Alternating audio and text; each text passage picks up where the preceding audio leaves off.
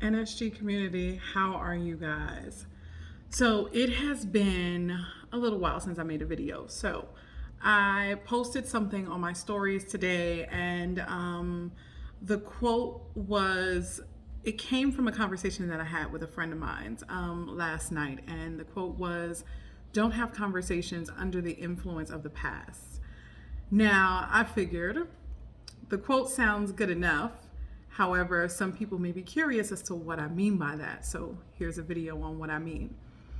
All right. So when we are thinking about incidents that have come up and we want to have conversations, incidents with a spouse, an intimate partner, a friend, a coworker, whomever, and it hits us in such a way that we want to talk about it, sometimes we find ourselves in a number of spaces. The first one is the debate with ourselves. Should we have the conversation or should we not?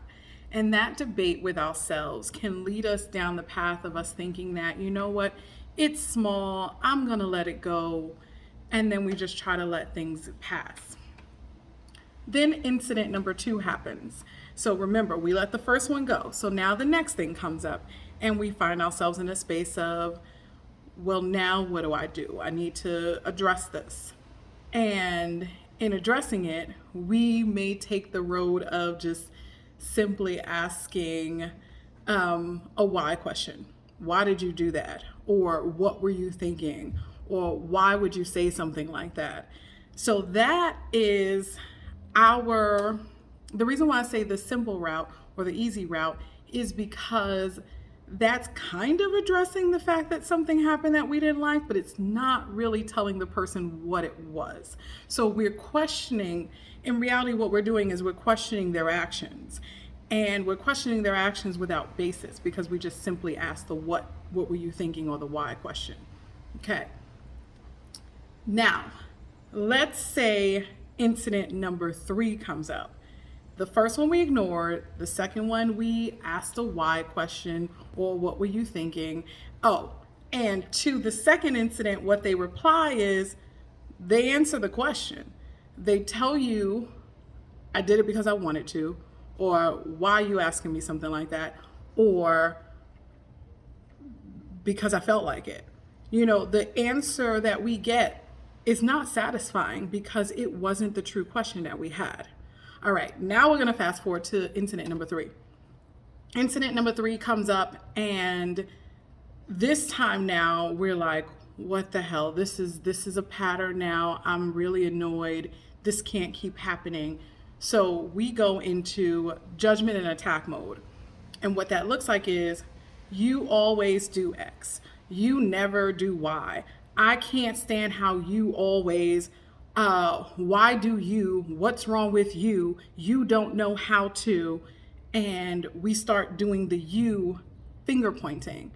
When what really is happening is that this one situation that the person is receiving this talk around really is about 3 to 4 different situations in our head.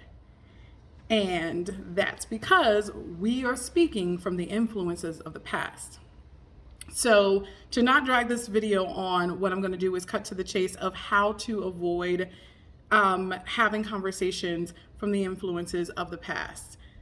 So let's take incident number 1. When incident number 1 happens, of course, there may be a reflection period where you know something didn't land too well with you, it didn't feel too good, and you want to think about it. So I would encourage you to say to your partner or your coworker, friend, whomever, say to the other person, hey, listen, something just didn't sit right with me about this, and I need to reflect on it. I would like for us to talk about this in a little bit. As specific as you can be, definitely do it. So if it's in an hour or sometime tomorrow or something like that, give them a time frame, and ask them to be patient with you while you figure it out. My natural go-to is, I'm feeling a kind of way about this, but I want to think about it for a little bit, and then I just want to kind of circle back and talk with you about it. Or, you know what, I'm not sure how I feel about that. let me think about it and then, bring it back to your attention. So that's my way of buying myself time, because I am one who I need a moment to process if this is something that I am thinking and feeling based on my mood. And had situations been different, I probably wouldn't be feeling this way. I just need to kind of weed out what's me and what's something that I actually want addressed. If you are a person who is, a head on, let's just fix it right now in the moment, then it's up to you to call out the thing that you are experiencing, the feeling that you have. So when the situation happens on the first incident, if you want to talk about it, then the suggestion would be to say, hey, listen, when XYZ happened, this is how it made me feel. And I'm just kind of wondering, what were you thinking, or what was going on for you in that moment? And of course, you want to be specific with what it was. The dance around, or not dance around, the thing that can happen when we're specific is that sometimes we can go into the blame game and say, hey, you were a jerk when you said such and such. No, don't label their behavior. Don't say that they did something that you can't prove that they did. Stick with the facts. So when you said that I should change that outfit, it made me feel unattractive. It made me feel as if you weren't happy to be with me in this particular look, or whatever it was. I don't know. You'll know what the situation was. Just say what the situation was and then explain how it made you feel. So when you did X, I felt Y, and I'm just curious to understand what was going on for you, because I can recognize that my feelings may not represent what was really happening for you. If you feel like incident number 1 wasn't something that you want to address, and this is where we need to be careful, right? Make sure that you really do not want to address number 1. Make sure that the first incident is something that you feel like you can let go, because there are things that we can truly let go. Okay, so fine. First incident goes by and you're like, you know what? I can live with this. It was just probably something in the moment. I am going to leave incident number 1 in the space and the time in which it happened. Fast forward, something else happens. This time you want to address it. Here is how you avoid bringing the past into the future. You say to your partner, very similar to what you did in the first incident. Hey, listen, when XYZ happened, this is how I felt, and I was just kind of wondering what it was for you, so I can better understand you, or so I can better understand what was actually going on in this situation from your perspective. And you say this because in your willingness to understand, you're demonstrating a level of care and concern for the relationship. And those things can drop defenses. Whereas if you go at someone and you tell them what they were and what they are and what their intent was, and label their behaviors and call them names, you are now disrespecting not only the person, you're disrespecting all that this person means to you. Like, you run the risk of disrespecting all that they mean to you, depending on how that person takes what you said. So speak from a place of you, speak from the point of how it impacted you, and then get curious about what it is that you are seeking to understand. So this is the same approach that you would take with the second incident. Now, let's be real, and let's say that the second incident somehow brings you back to the first one and you just can't shake it. So then there is a way that I would suggest that you bring that in as well. When you are connecting the second incident to the first, here is what I would highly recommend. I would highly recommend that you take ownership for the fact that something happened in the past that you didn't bring up. And an example of what that might sound like is, hey, listen, when XYZ happened, it made me feel like this.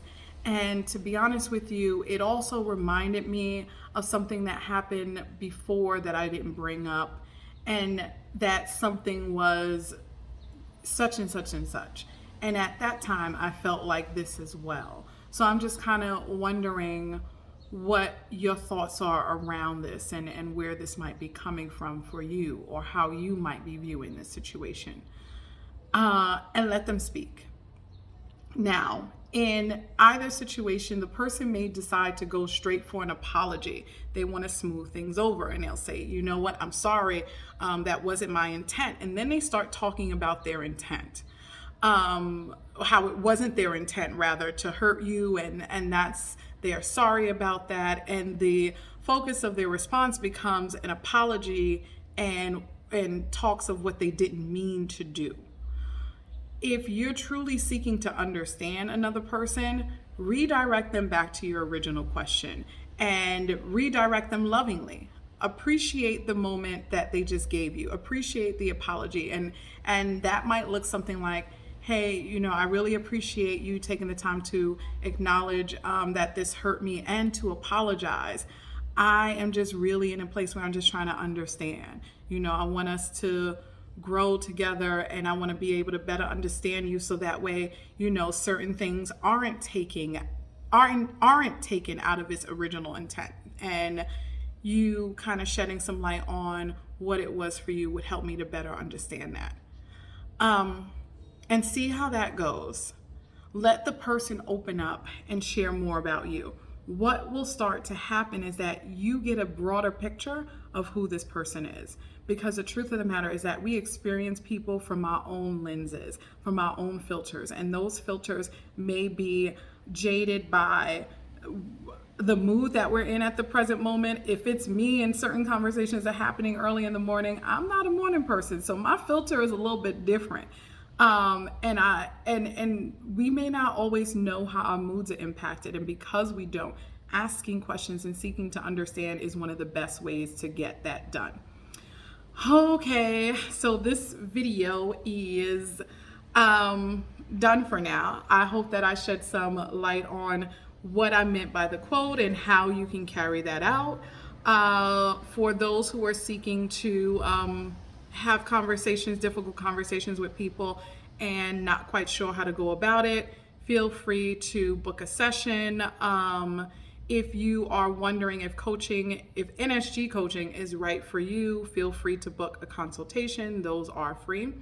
If you are just curious to see what NSG is about, I have some workshops coming up, so you can also sign up for those. The link is in the bio where you will find this video. So just click on my main page, go into the bio, or find my link tree, and it will guide you to wherever it is that you need to go.